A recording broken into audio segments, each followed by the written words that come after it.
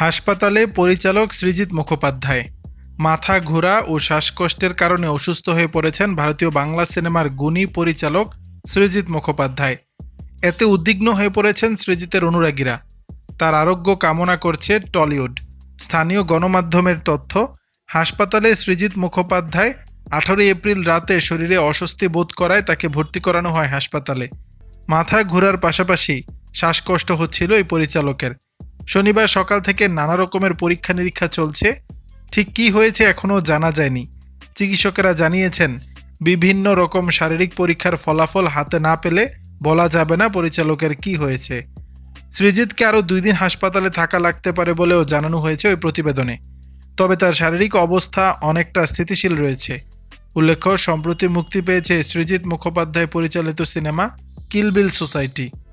দর্শক, বিষয়টি নিয়ে আপনাদের মতামত জানাবেন নিচের কমেন্ট বক্সে।